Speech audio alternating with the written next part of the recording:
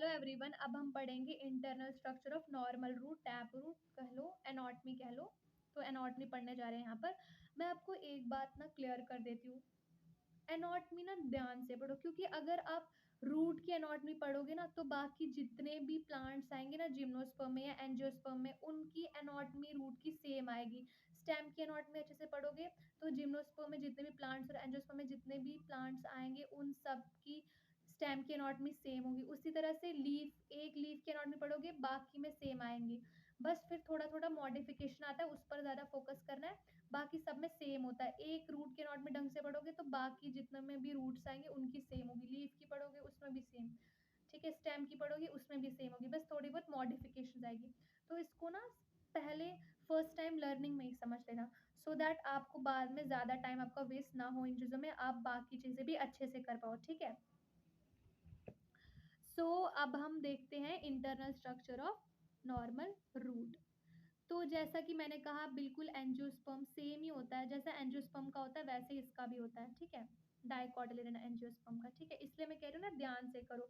अगर आप यहाँ पर इसका साइकस का कर रहे हो ना एनाटॉमी रूट की, तो एफिड्रा की भी सेम ही है ऑलमोस्ट, और पाइनस की भी सेम ही है ऑलमोस्ट, बस थोड़ा बहुत मॉडिफिकेशन होगा बीच में, बाकी डिट्टो सेम है। इसलिए मैं बोल रही हूँ फर्स्ट टाइम में इसको गो थ्रू करो अच्छे से, ठीक है।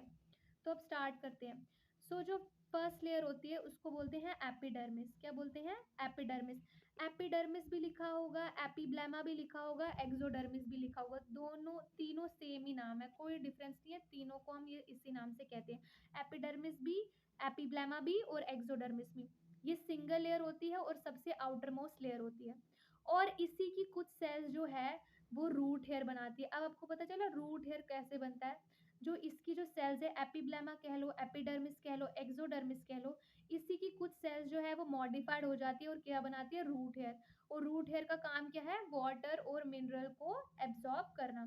सेकेंड लेयर है जो एपिडर्मिस के अंदर आती है, नीचे आती है, ठीक है। ये मल्टी लेयर्ड होती है, ऊपर वाली सिंगल लेयर्ड होती है, ये वाली मल्टी लेयर्ड होती है, पैरेनकाइमेटस सेल से बनी होती है। ये भी पैरेनकाइमेटस सेल से बनी होती है, ये भी पैरेनकाइमेटस सेल से बनी होती है, लेकिन ये सिंगल लेयर होती है, ये मल्टी लेयर होती है। यहाँ पर जो कॉर्टिकल सेल्स हैं वो बड़ी लूजली अरेंज होती है और इनके बीच में स्पेस भी होती है। अब स्पेस है तो स्पेस में कुछ तो भरना पड़ेगा ना, तो उन्हीं स्पेस में क्या भरा होता है? स्टार्च ग्रेन प्रेजेंट होते हैं और टैनिन सेल्स भी प्रेजेंट होते हैं।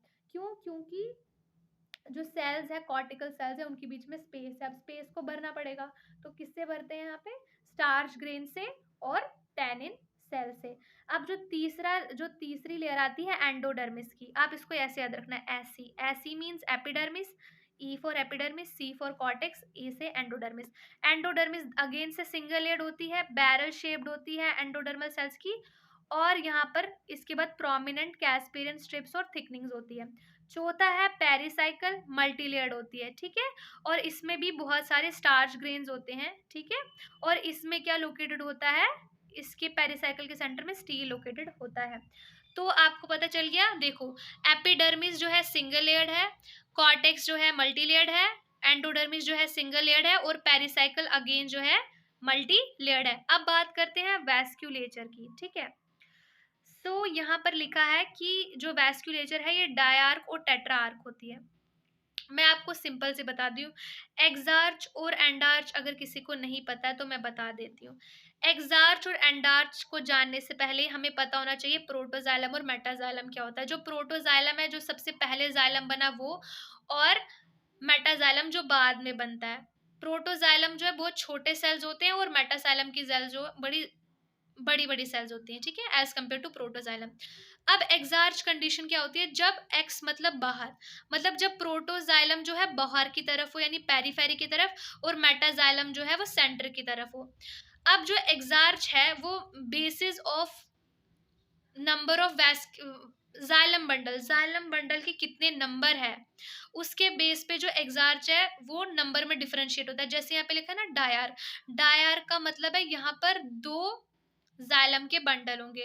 टेट्रा आर्क मतलब 4, ठीक है। उसी तरह से डायआर्क और टेट्रा आर्क है वैस्कुलर आर्च, और एक्सार्च मैंने आपको बता दिया क्या होता है कि प्रोटोजाइलम जो है पेरीफेरी की तरफ और मेटाजाइलम है सेंटर की तरफ। अब और हमेशा याद रखना, ठीक है, हो गया। और हमेशा याद रखना जो एग्जार्च होता है वो हमेशा रूट में पाया जाता है, और जो एंडार्च होता है वो स्टेम में पाया जाता है। ये बहुत ही छोटे छोटे पॉइंट्स हैं, लेकिन बच्चों को अगर ये छोटे छोटे पॉइंट्स याद होंगे तो उनको बाद में कोई कंफ्यूजन नहीं होगी, वरना एग्जार्च की जगह एंडार्च कर जाता है और एंडार्च की जगह एग्जार्च। एग्जार्च हमेशा रूट के केस में होता है और एंडार्च वाली कंडीशन हमेशा स्टेम के केस में होती है। तो हम रूट की बात करें इसलिए यहाँ पे एग्जार्च होगा। एग्जार्च मैंने बता दिया, एक्स यानी प्रोटोजाइलम पेरीफेरी की तरफ, मतलब बाहर की तरफ, और मेटाजाइलम सेंटर की तरफ, ठीक है। अगर यहाँ पे लिखा होगा ना टुवर्ड्स द पिथ, तो वो भी चलेगा क्योंकि सेंटर में पिथ ही होती है, ठीक है। अब जैसा कि पता है जाइलम में ट्रैकिड्स होते हैं और वेसल्स होते हैं, लेकिन लेकिन यहाँ पर सिर्फ ट्रैकिड्स है, वेसल्स एब्सेंट है, ठीक है। और जो प्रोटोजाइलम की ट्रैकिड्स होते हैं उसमें स्पाइरल थिकनिंग्स होती है, और जो मेटाजाइलम का ट्रैकिड होता है उसमें स्कैलरिफॉर्म थिकनिंग्स होती है, वेसल्स एब्सेंट होती है। फ्लोएम में सीव ट्यूब्स होता है और फ्लोएम पैरेन्काइमा होता है, और जो कंपेनियन सेल है वो यहाँ पर एब्सेंट होती है। मैंने वो पॉइंट नहीं लिखा है, आप प्लीज इसको लिख लेना, ठीक है। और पिथ जो है वो रिड्यूस होती है या एब्सेंट होती है, ठीक है। अब मैं आपको ना इसकी प्रॉपर क्लियर डायग्राम दिखाती हूँ ताकि आपको अच्छे से याद आए। ये देखो, ये बहुत ही क्लियर डायग्राम है, आप यहाँ देख सकते हो। फर्स्ट लेयर है एपिडर्मल लेयर, देखो सिंगल लेयर है ना, सिंगल लेयर, और इसी की कुछ सेल्स जो है क्या बना रही है, रूट हेयर।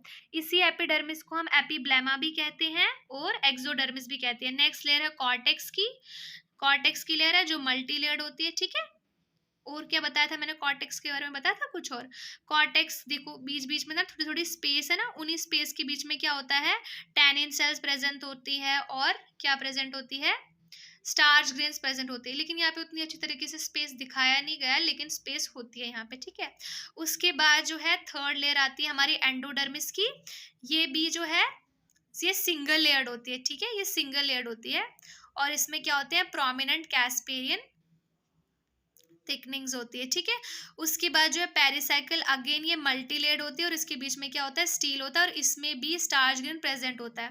वैस्कुलेचर मैंने आपको बताया, वैस्कुलेचर कैसा होता है, एक्सार्च होता है, क्योंकि हम रूट की बात करें तो डेफिनेटली यहाँ एक्सार्च होगा।